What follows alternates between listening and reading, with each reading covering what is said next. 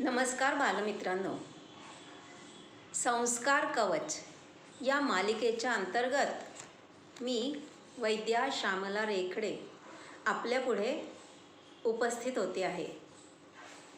मागच्या वेळी आपण स्वस्थ म्हणजे काय याची आपण व्याख्या पाहिली.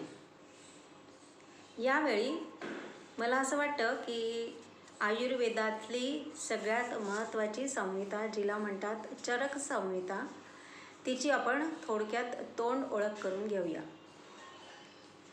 आयुर्वेद म्हटलं की जडीबुटी, काढे, वटी, चूर्ण यांचा उपयोग करून रोग बरे करणारं शास्त्र असं लक्षात येतं आणि हे आपल्याला माहिती असतं. पण याही पलीकडे आयुर्वेद शास्त्र बरंच मोठं आहे. सर्जरीचे उद्गाते म्हणून आयुर्वेदाचेच शल्यचिकित्सक म्हणजेच सर्जन, सुश्रुत आचार्य यांना जगात मान्यता आहे बरं का. या चरकसंहितेमध्ये आयुर्वेदाचा जो उहापोह केला आहे त्यात आयुर्वेदाची एकूण 8 अंग सांगितलेली आहेत. काय, बाल, ग्रह, ऊर्ध्वांग, शल्य, दंष्ट्रा, जरा आणि वाजीकरण. थोडक्यात सांगायचं तर मेडिसिन, सर्जरी, ENT, वृद्धत्व लवकर येऊ नये म्हणून, तसंच तारुण्याचा जोश कायम राहावा, आपल्याला एनर्जेटिक शेवटपर्यंत राहावं याच्यासाठी सुद्धा विशिष्ट विभागामध्ये त्याची मांडणी केलेली आहे. या 8 अंगांपैकी सगळ्यात महत्त्वाचा आहे कायचिकित्सा. या सगळ्यात महत्त्वाचा भाग ज्याच्यात विचार केला आहे अशी ही चरकसंहिता आहे. याच्यातील काही परिभाषा मी तुम्हाला थोडक्यात सांगणार आहे. पौराणिक कालापासून आयुर्वेदाची उत्पत्ती सांगितलेली आहे. आयुर्वेद ब्रह्मापासून तयार झाला असं म्हणतात. त्यांनी हे ज्ञान परंपरेने आपल्या शिष्यगणांना दिलं. परात पर शिष्य परंपरा अशी तयार झाली आणि अग्निवेश हा एक बुद्धिमान शिष्य त्यांच्यामध्ये होता. त्यांनी अग्निवेश तंत्र नावाचा एक ग्रंथ लिहिला आणि त्याचं संस्करण चरक आचार्यांनी केलं आणि त्याचंच नाव चरकसंहिता. माणसांनी कंदमुळं न खाता शिजवून अन्न खायला सुरुवात केली आणि त्यामुळे रोग वाढू लागले. धर्म, अर्थ, काम, मोक्ष यांची प्राप्ती करून घ्यायची असेल तर शरीर निरोगीच हवं. निरोगी आयुष्य देणाऱ्या आयुर्वेदाचं म्हणूनच खूप जास्त महत्त्व आहे. आयुर्वेदामध्ये स्वस्थ आणि रोगी या दोघांनाही योग्य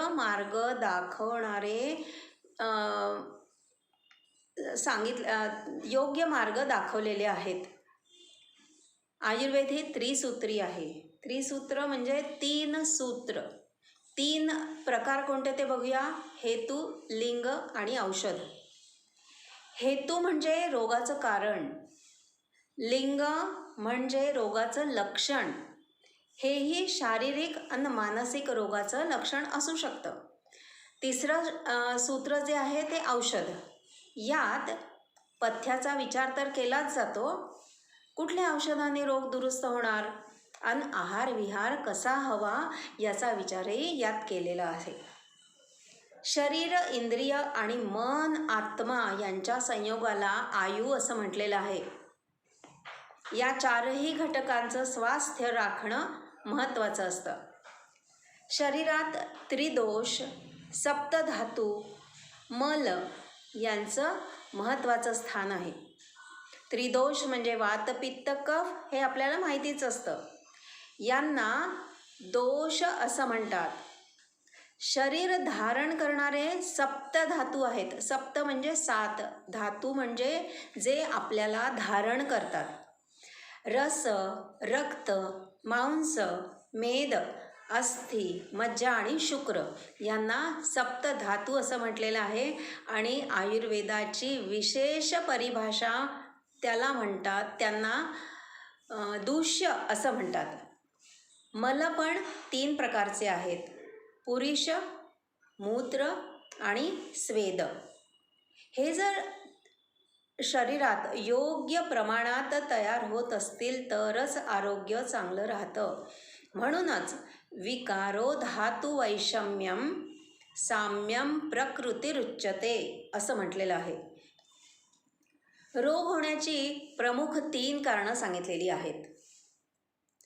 काल, बुद्धी आणि इंद्रिय यांच्या विषयांशी मिथ्यायोग, अयोग आणि अतियोग झाला तर शरीर अथवा मनाचे रोग होतात. जसे वात, पित्त, कफ शारीरिक दोष आहेत, तसेच रज आणि तम हे मानसिक दोष आहेत. शरीरातील दोषात वाताला खूप महत्त्व आहे. वात आणि पित्त, पित्त आणि कफ अशा कॉम्बिनेशननी सुद्धा रोग होऊ शकतात. पित्त आणि कफ हे शरीरात वाढले तरी इकडे तिकडे जाऊ शकत नाहीत. वाताच्या साह्याने त्यांची नियत जागा सोडून जातात आणि रोगाचं लक्षण तयार करतात. म्हणूनच वाताचे 80 रोग, पित्ताचे 40 आणि कफाचे 20 प्रकारचे रोग सांगितलेले आहेत. शारीरिक रोग दैव व्यपाश्रय हा पण एक वेगळा शब्द आहे आणि संस्कृत प्रचूर ही भाषा आहे. संस्कृत भाषेमध्येच हा ग्रंथ लिहिलेला आहे. त्याच्यामुळे तुम्हाला या शब्दांची ओळख नक्कीच करून घ्यावी लागणार. शारीरिक रोग दैव व्यपाश्रय आणि युक्ती व्यपाश्रय औषधांनी शांत होतात, म्हणजे बरे होतात. मानस रोग हे आहेत ते ज्ञान, विज्ञान, धैर्य, स्मृती आणि समाधी यांनी बरे होतात. सत्वावजय चिकित्सा मानस रोगांवर सांगितलेली आहे.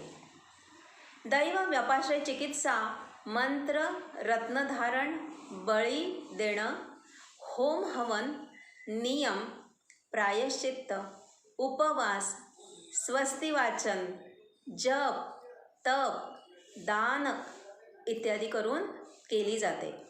ही कर्मज व्याधींची चिकित्सा सांगितलेली आहे. कर्मज व्याधी म्हणजे काय? तर मागल्या जन्मी केलेल्या चुकांचं या जन्मात रोगरूपी आपल्याला फळ मिळतं आणि ते नष्ट होण्यासाठी ही चिकित्सा केली जाते. युक्ती व्यापाश्रय चिकित्सा म्हणजे आहार, औषध, चूर्ण, वटी, भस्म यांचा उपयोग करून तसंच पंचकर्माचा सुद्धा आपल्याला उपयोग करता येतो. शरीरातील दोष साम्यावस्थेत आणले जातात. याशिवाय दोष आणि कर्म यांच्या संबंधाने होणारे 3ऱ्या प्रकारचे रोग असतात.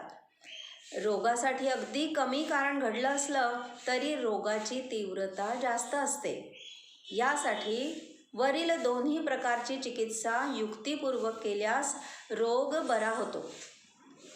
आता वात, पित्त आणि कफ म्हणजे काय ते पाहू. वायू हा जो आहे हा रुक्ष, शीतल, सूक्ष्म, चल, खर या गुणांनी युक्त असतो. याचं उदाहरण आपल्याला देता येईल आहे ड्राय स्किनचं. पित्त जेव्हा वाढलेलं असतं तेव्हा शरीरात गरमी तयार होते, गरम वाटतं पोटात, घशात आणि त्यामुळे पहा आपलं पित्त वाढलं असेल तर आपल्याला डोकं पण दुखतं आणि उलटीसारखं पण वाटतं. 3रा दोष आहे कफ. हा शरीरात वाढला असताना जडत्व येतं आणि काहीही करू नये असं वाटतं, आळस येतो. हा म्हणूनच गुरु गुणाचा शीत, स्निग्ध, स्थिर अशा गुणांनी युक्त आहे. रोग बरे करण्यासाठी आपण जी औषध योजना करतो त्यात प्रामुख्याने विशिष्ट चवी म्हणजे रस, मधुर, आम्ल, लवण, तिक्त, कटू, कषाय म्हणजेच गोड, आंबट, खारट, कडू, तिखट आणि तुरट अशा 6 रसांचा उपयोग केला जातो. हे रस पंचमहाभूतात्मक आहेत. पंचमहाभूत म्हणजे पृथ्वी, आप, तेज, वायू आणि आकाश. या पंचमहाभूतांच्या संयोगाने म्हणजे कमी अधिक प्रमाणाच्या संयोगाने या 6 रसांची उत्पत्ती होते. मधुर रस कफाला वाढवतो, आम्लरस पित्ताला वाढवतो, लवण रस पित्ताला वाढवतो, कटुरस वायूच्या सान्निध्याने वाताला, अग्नीच्या सान्निध्याने पित्ताला वाढवत असतो. तिक्त रस वाताला आणि कषाय रस वाताला वाढवणारा आहे. जगात उपलब्ध द्रव्यांचं पण वर्गीकरण केलेलं दिसतं. त्यात काही द्रव्ये दोषांना शांत करतात, तर काही द्रव्ये दोषांना वाढवतात. काही धातूंना दूषित करतात. काही द्रव्य शरीरात स्वस्थ राहण्यासाठी हितकर असतात. जो वैद्य प्रत्येक मनुष्याची परीक्षा करून देशकालानुसार औषधांचा प्रयोग करतो त्याला उत्तम वैद्य म्हटलं आहे. मूर्ख वैद्याचीही निंदा यामध्ये केलेली आहे. त्याची पण मूर्खाची लक्षणं सांगितलेली आहेत. अशा प्रकाराने थोडा गंभीर विषय यावेळी सोपा करून सांगण्याचा मी प्रयत्न केला आहे. इंग्लिशच्या टर्मिनॉलॉजी आपण जशा आत्मसात करतो तशाच या भारतीय भाषेतील संस्कृत भाषेतील टर्मिनॉलॉजी आपण लक्षात घेऊया आणि हे प्राचीन शास्त्र पुन्हा आधुनिक शास्त्राच्या कसोटीवर 100% उतरतं ते पाहूया. शेवटी स्वस्थ रहा, मस्त रहा. जय गोमाता, जय श्रीराम, जय भारत, जय हिंदुस्तान. नमस्कार आणि धन्यवादही.